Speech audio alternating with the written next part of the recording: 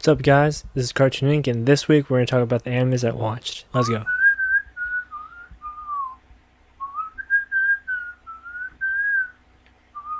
In the first episode of Trapped in a Dating Sim, Leon, our main character, is being blackmailed by his sister and she wants him to play this dating sim. She says it's because she doesn't want to play it, but can't she just watch a YouTube video? He's introduced as this loser who spends 3 whole days playing the stupid game he doesn't like. So he gets up to go to the convenience store, and while walking down to his apartment complex, he falls off the staircase. So many stairs, and falling flat on his face at the bottom. Ouch. After dying, he's teleported into the dating sim he played for 3 whole days. As a child. He even has a rich family already, but he is born into a rich one that doesn't want to help him with money at all. Many years pass, and the queen of his kingdom is going to marry him off to a 50-year-old who has been divorced many times. Finally, it's in an anime. After you turn 20, you're a goblin, or something else that's disgusting. Since he thinks he knows a lot about the game, he thought it was going to be easy. This world has changed a few things. He gets sucked up by a tornado and sent to an island where he fights a robot, but in the end, he ends up dying from too much blood loss. But awesomely, 3 months later, he slaps that pig in the face and says, "Fuck no, I'm not marrying that slob." Then he gets enough money from his quest to attend the college he needs to beat the game. In episode 2, Leon needs to find a wife with a status as high as the old woman. He sees the day play out as if he really was in the game, but the only thing that changes is that the protagonist switches out for a random girl. Now this is awesome. He meets a poor person getting bullied and he makes a friend helping. While watching this episode, I noticed everyone's pupils are too big for their faces. It looks very weird. Stop. Leon is very mad because he wants to know why they switched out the main character. In episode 3, he's starting to understand more that many things have changed and it's not the same game. Damn, whoever this Marie girl is kind of fucked up. Whoa, what bad timing. They go to a ball. And there's 3 good-looking guys trying to get a date for a dance, but the girl wants super rich, super nobility, super looks. Well, what can you do? Hey! And then they get their ass kicked? Okay, that's way uncalled for. Angelica challenges Marie to a duel, and whoever loses has to go back to where they lived and forget about this place.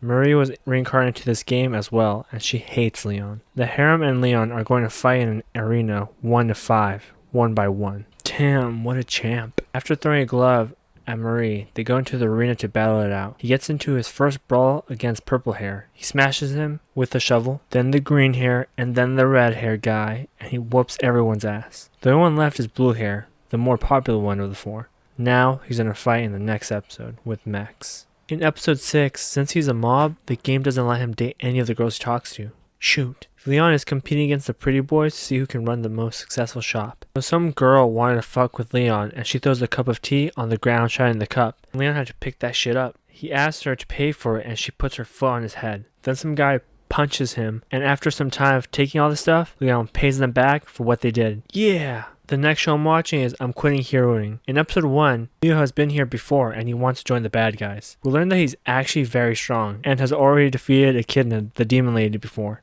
Then, we get to know all the Elite 4. First is Edwald, the Dragon Man. He looks like he would be the strongest because he's buff and has dragon scales. Second is Melnus, the Invisible Blade Shadowless General. Third, the Ruthless Gang Beast General, Lily. And last, the Sorcerer General, Dana. Echidna used to be a dragon until the main character defeated her. Leo got kicked out of his kingdom because the village thinks he is some sort of monster. After Leo complained about wanting to be part of the Elite 4, said, okay, here's a probationary period while we decide if you're even good enough. In episode 2, it's pretty boring. They tell you about the business part of the running a castle. Leo was trying to convince Saina she should split her work with other people in the kingdom so she could work faster. That's all he taught her in this episode. Next, in episode 3, Lily went to an island to take care of a mission, but she's taking longer than usual, so Leon is going to help her out. He is only doing this because he wants to be promoted into full-time on this Elite 4. Problem is, she drew a map of the directions, but they're drawn as if a child drew them. Leon somehow found this place and noticed that Lily and the other people on the island are not going to finish moving everything on time. This doesn't sound like a wolf.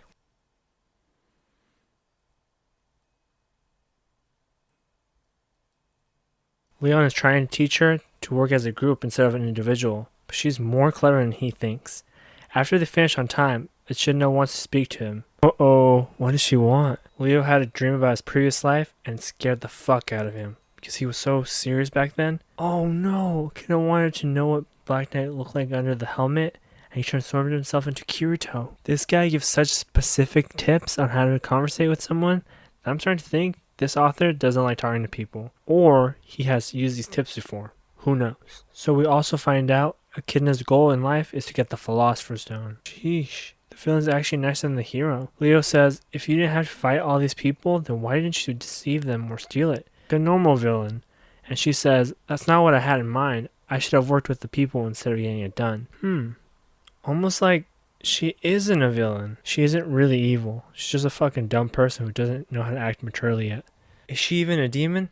I don't know. She looks like a little girl with fake horns on her head. At first, Leon is pretending to be a dark knight kind of person, but after hearing that Echidna isn't really all that mean, he wants to tell her who he is and that it's okay to be friends with each other. Suddenly, Stein and Lily run to tell Echidna Edward is going to kill himself and Melnus is quitting the team. In episode 5, Leon finds Melnus sitting throwing sticks into a pond in the middle of the night. Alright, Leon tells the people watching the truth about not liking your job and what it feels like. He is trying to help Melnus with communication skills because Melnus has to interview a lot of villains in 3 days. That is also why he wants to quit. That is disgusting. There's a restaurant that the chefs are rats and are cooking for human and goblins. To help him out with his communication problem, he got him another job working at a restaurant. Thanks. He then argues why he's dressed in a girl's uniform. Then he says, because that's the only one that was in your size. Fan service. This episode, I feel lots of anime watchers should take a look at, because this is solid. They also teach you how to empathize and how to be polite in a conversation. Whoa. Melnus knows his purpose isn't to bring down humanity. Then what is it? Well, that doesn't matter. In episode 6, darn, we're going to find out about why the hero's here, but he changed the damn subject. A little backstory on Melnus. He's half demon, half human, and was sold to slavery. Other random facts is that Leon is not the only Leon. There's many other ones. And Edward has a daughter. Next I'll be talking about is Spy X Family. Yep, X Family. In the first scene, we see some rich people driving a very fancy car, and then boom, they fall off a fucking cliff. Damn, fucked up. Lloyd breaks up with this woman because he thinks she's boring. This guy is so passionate about his job that he would get married and have a kid just to complete a mission. So he went to an orphanage to get a child, and he finds out she's a very sweet little girl. She's perfect for him because they are both smart people. He said he likes interesting people. Well, there you go. Very interesting. Anya, the little girl, can read minds. Lloyd doesn't like Anya very much because he thinks she's a nuisance to his spy work. Because of this, he's thinking of returning her after this mission. Anya is not going to tell Lloyd that she can read minds because she's afraid and will send her back to the orphanage. She already had been sent back 3 times. Fuck. A group of people who are really mad at Lloyd are trying to get back at him. They steal Anya away. Lloyd finds out the reason why he doesn't like her is because he reminds her of him. He takes down a gang of men by himself and tries to get rid of Anya. He ends up keeping Anya and then studying for the entrance exams. She goes to school to take an exam that's very challenging for a child. Not so much for an adult. Anya ends up passing, and now Lloyd's plan continues. Though he needs to get a wife now. Yor needs to get a husband because her coworkers are making fun of her, and she lied to her brothers about having a husband. And this reserved woman is an assassin, a person who kills someone else. Lloyd and Yor meet each other at a tailor. They both agree to help each other out on their relationship lies. Lloyd doesn't show up for her birthday, but he told her he would go. Her coworkers are very mean to her. Honestly, I don't even know why she came to this party. Would you have come to this party if you knew that people there would make fun of you if you didn't have someone with you? Let me know. Leave a comment down below. Just when she's about to leave the party, Lloyd shows up with a bloody eye ready to make people shut the fuck up. Crazy couple. They're having fun injuring bad guys.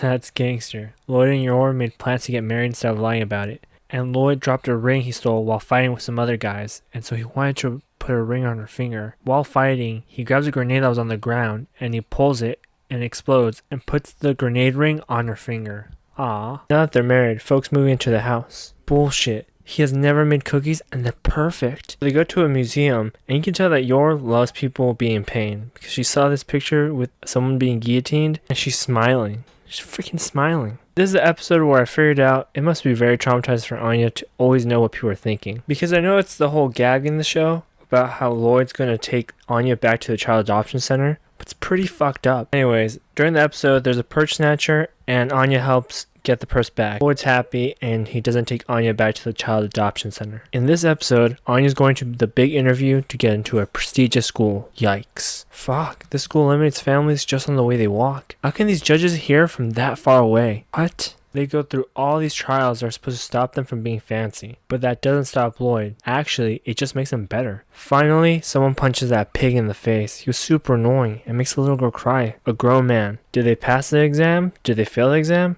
Who knows? Until the next one. In the next episode, I like how realistic they are. A little girl isn't paying attention to where she is walking and she steps into a big pile of shit. Did she make it? Did she not make it to school? Well, Anya didn't make it to the school. In fact, she is the first on the wait list and all they have to do is hope someone drops out. I'm not an assassin, but I feel if I was one, I wouldn't be as nice as Yor. I feel most assassins don't have warm blood, and so they would kill if they wanted to. That's why I'm surprised that Yor didn't kill that guy just so her daughter can get into that school. So someone dropped out and Anya's back into the class. Now, since she got in, it's time for them to celebrate. The present is going to be to reenact a scene from a detective movie. He treats her like a princess, literally. He gets a real castle and many people who are invited. It's a great scene. The mom fights the dad, and then the boss gets punched in the face at the end.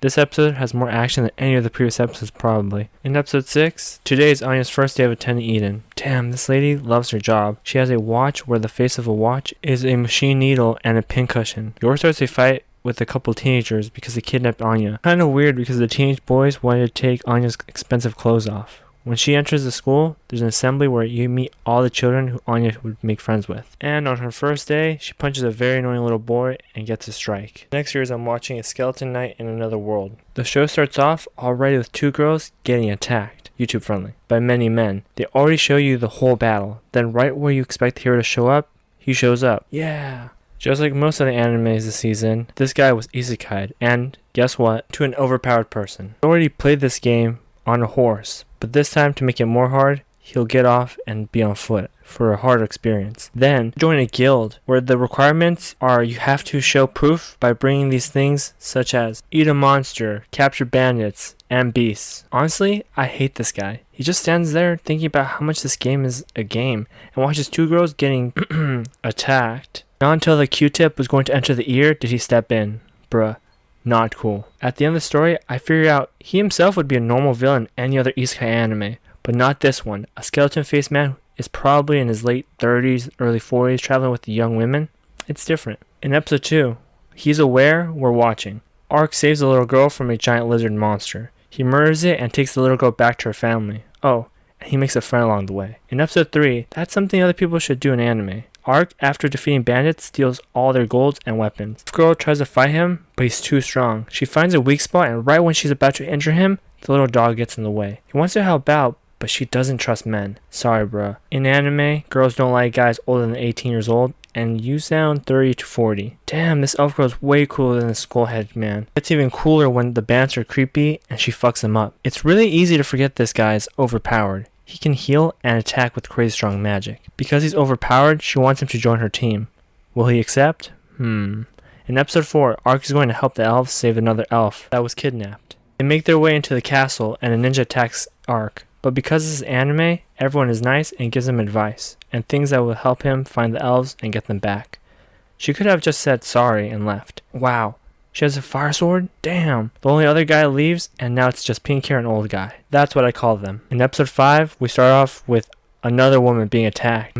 This show loves women being attacked. Arc and Ariane save 2 girls and kick the attacker's ass. Arc finally shows what's under his helmet to the Elder. We also find out the kingdom and the elves are trying to work together, but the way this guy's smiling, it's going to be difficult for it to stay this way. In episode 6, Ariana's village is preparing for Arc to go inside and meet. It takes a really long time for this to happen because they don't know what he's going to do. Oh wow, his whole body's skeleton. I thought it was going to be just his head, but ugh. What the? This whole time he might have been under a curse because when he tried to uncurse himself, his skeleton arm turned to a human arm. Whoa.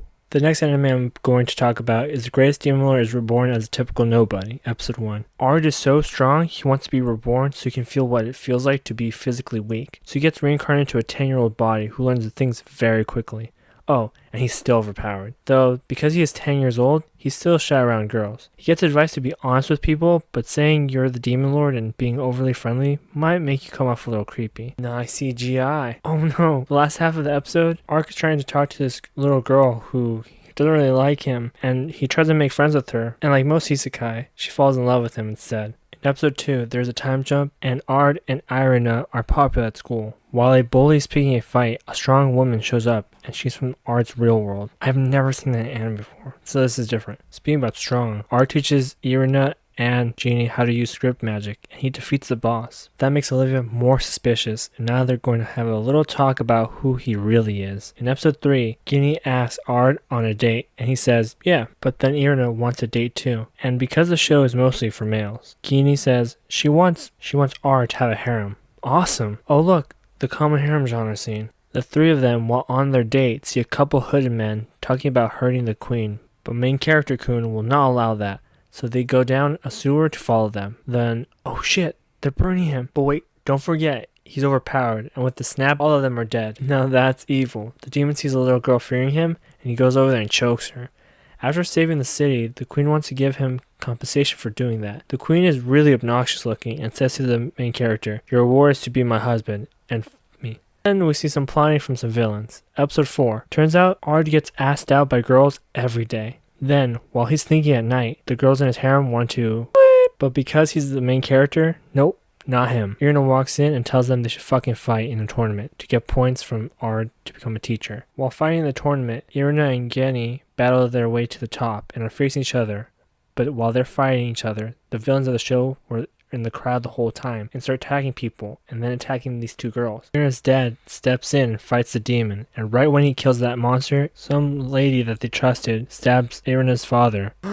What? She's actually part of the villains and she steals Irina away. In episode 5, I have to say, good job on making the villains' faces look different. In other shows, they're either really ugly or very handsome. This time, it's just evil. Is this lame or cool? Leave a comment down below. Cool! They have a battle that most Isekai animes have at episode 12 and episode 5. Though somehow, Ard can still use the same type of magic he did on the previous world. In episode 6, why do people know he's reincarnated? That beats the purpose of him being reincarnated. Sophie fights Ard because she wants answers to where her sister is. Wow, somehow, Ard deflects a sword coming right into his eye and was able to bounce the girl all the way back there. I don't think he should be a teacher because the whole class is thinking about beating up 3 high school students. The next show I watched is The Dawn of the Witch, episode 1. Let me paint you a picture for you. Edgy boy sitting outside in the rain, alone, somber piano playing. What does he say? I don't remember who I am. Blah, typical. Hot woman who looks like a little girl tells him she's going to take care of him. She's going to take him to a place where he will actually be happy. Then the moment we see him in school, he's sent to the school where he's sent to the principal's office. You would think that the principal would look at least 10 years older than him, but no. She looks just a little bit older than he does. Fucking anime. Stupid. The reason he was called in is because he needs to go learn about why witches are okay in society, and that he also has to leave the school because he has become too strong and he has to train somewhere else. Many witches want to read the Grimoire of Zero, the first grimoire to ever be written. So he sets off with a team of 6, but only the dudes leave, and he's stuck with the only girls. Shucks. Then Hort sees the villains of the series in the large crowd because she probably has the power to sense evil. 2 interesting facts that were said were, if the main character is expelled, they will erase his memory, and the second fun fact